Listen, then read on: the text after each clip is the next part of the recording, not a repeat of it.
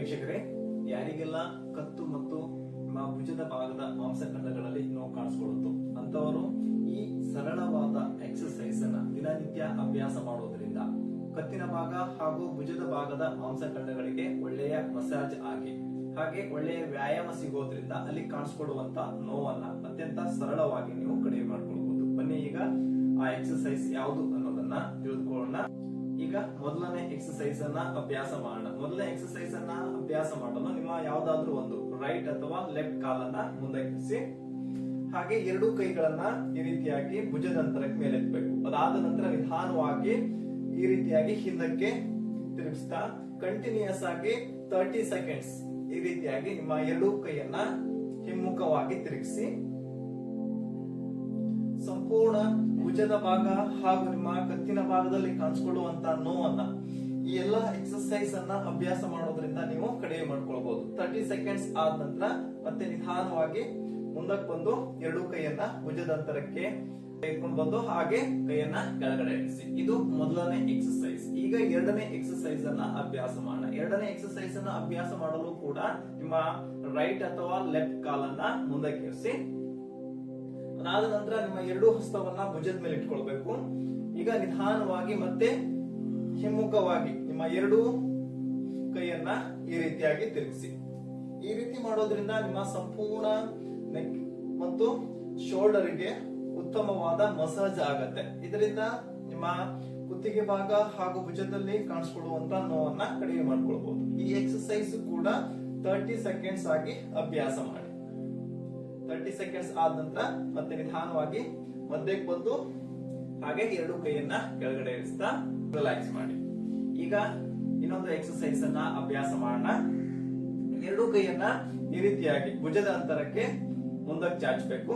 ಉಸಿರನ್ನ ಹೊರ ಹಾಕ್ತಾ ನಿಧಾನವಾಗಿ ಒಂದ್ ರೌಂಡ್ ಈ ರೀತಿಯಾಗಿ ತಿರುಗಿಸ್ತಾ ಮತ್ತೆ ಮಧ್ಯಕ್ಕೆ ಬನ್ನಿ. ಅದಾದ ನಂತರ ಎರಡು ಕೈಯನ್ನ ಈ ರೀತಿಯಾಗಿ ಹಿಂದಕ್ಕೆ ತೆಗೆದುಕೊಂಡು ಹೋಗ್ಬೇಕು. ಉಸಿರನ್ನ ತೆಗೆದುಕೊಳ್ತಾ ಈ ರೀತಿ ತಿರುಗಿಸ್ತಾ ಅದಾದ ನಂತರ ಹಿಂದಕ್ಕೆ ಈ ರೀತಿಯಾಗಿ ನೀವು 30 ಸೆಕೆಂಡ್ಸ್ ಅಭ್ಯಾಸ ಮಾಡಿ. ಸಂಪೂರ್ಣ ನಿಮ್ಮ ಭುಜದ ಭಾಗದಲ್ಲಿ ಆಗುವಂತ ಸ್ಟ್ರೆಚಸ್ ಅನ್ನ ಗಮನಿಸಬೇಕು. ಹಾಗೆ ನಿಮ್ಮ ಉಸಿರಾಟ ಮತ್ತು ನಿಮ್ಮ ಕೈಯಿನ ಚಲನೆಯನ್ನ ಹೊಂದಾಣಿಕೆ ಮಾಡ್ಕೊಳ್ತಾ ಈ ಎಕ್ಸರ್ಸೈಸ್ ಅನ್ನ ಅಭ್ಯಾಸ ಮಾಡಿ. 30 ಸೆಕೆಂಡ್ಸ್ ಈ ರೀತಿಯಾಗಿ ಅಭ್ಯಾಸ ಆದ ನಂತರ ಮತ್ತೆ ಎರಡು ಕೈಯನ್ನ ಮಧ್ಯಕ್ಕೆ ತೆಗೆದುಕೊಂಡು ಬಂದು ಕೈಯನ್ನ ಕೆಳಗಡೆ ಇಳಿಸ್ತಾ ರಿಲ್ಯಾಕ್ಸ್ ಮಾಡಿ. ಇದು ಮೂರನೇ ಎಕ್ಸರ್ಸೈಸ್. ಈಗ ನಾಲ್ಕನೇ ಎಕ್ಸರ್ಸೈಸ್ ಅನ್ನ ಅಭ್ಯಾಸ ಮಾಡೋಣ.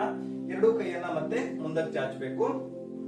ಅದಾದ ನಂತರ ನಿಮ್ಮ ಬಲಗೈಯನ್ನ ಹಿಂದಕ್ಕೆ ತೆಗೆದುಕೊಂಡು ಹೋಗಿ ಹಾಗೆ ಬಲಗಾಲನ್ನ ಈ ರೀತಿಯಾಗಿ ತೆಗೆದುಕೊಂಡು ಬರ್ಬೇಕು. ಮತ್ತೆ ಮಧ್ಯಕ್ಕೆ ಅದಾದ ನಂತರ ಇನ್ನೊಂದು ಕೈ ಈ ರೀತಿಯಾಗಿ ಕಂಟಿನ್ಯೂಸ್ ಆಗಿ ನೀವು 30 ಸೆಕೆಂಡ್ಸ್. ಈ ಎಕ್ಸರ್ಸೈಸ್ ಕೂಡ 30 ಸೆಕೆಂಡ್ಸ್ ಆಗಿ ಅಭ್ಯಾಸ ಮಾಡಿ. ಇಲ್ಲಿ ನೀವು ಬ್ರೆತ್ ಅನ್ನ ಸಿಂಕ್ರನೈಸ್ ಮಾಡ್ಕೊಳ್ಬಹುದು ಅಥವಾ ಸಹಜವಾದ ಉಸಿರಾಟ ಕೂಡ ಮಾಡಬಹುದು.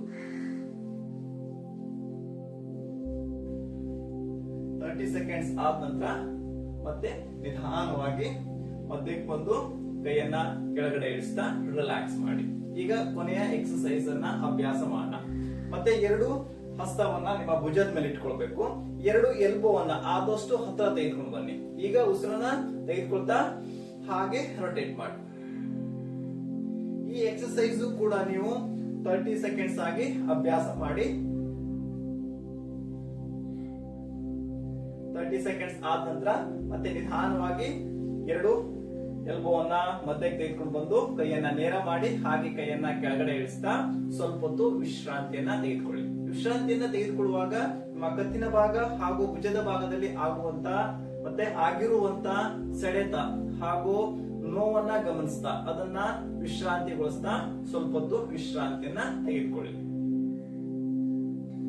ನೋಡಿದ್ರಲ್ಲ ವೀಕ್ಷಕರೇ, ಕತ್ತಿನ ಭಾಗ ಹಾಗೂ ಭುಜದ ಭಾಗದ ಮಾಂಸಖಂಡಗಳಲ್ಲಿ ಕಾಣಿಸಿಕೊಳ್ಳುವಂತ ನೋವನ್ನ ಕಡಿಮೆ ಮಾಡಿಕೊಳ್ಳಲು ಸಹಾಯ ಮಾಡುವಂತ ಸರಳವಾದ ಎಕ್ಸರ್ಸೈಸ್. ಈ ಎಕ್ಸರ್ಸೈಸ್ ಅನ್ನ ದಿನನಿತ್ಯ ಅಭ್ಯಾಸ ಮಾಡ್ತಾ ನಿಮ್ಮ ಕತ್ತಿನ ಭಾಗ ಹಾಗೂ ಭುಜದ ಭಾಗದಲ್ಲಿ ಕಾಣಿಸಿಕೊಳ್ಳುವಂತ ನೋವನ್ನ ಕಡಿಮೆ ಮಾಡ್ಕೊಳ್ಳಿ ಅಂತ ಹೇಳ್ತಾ ಇವತ್ತಿನ ಈ ವಿಡಿಯೋವನ್ನ ಮುಗಿಸ್ತಾ ಇದ್ದೀನಿ. ಈ ವಿಡಿಯೋ ನಿಮಗೆ ಇಷ್ಟ ಆಗಿದ್ರೆ ಲೈಕ್ ಮಾಡಿ, ಶೇರ್ ಮಾಡಿ, ಹಾಗೆ ನನ್ನ ಚಾನೆಲ್ ನ ಹೊಸಬರು ನೋಡ್ತಾ ಇದ್ರೆ ಸಬ್ಸ್ಕ್ರೈಬ್ ಮಾಡ್ಕೊಳ್ಳಿ. ಹರಿ ಓಂ.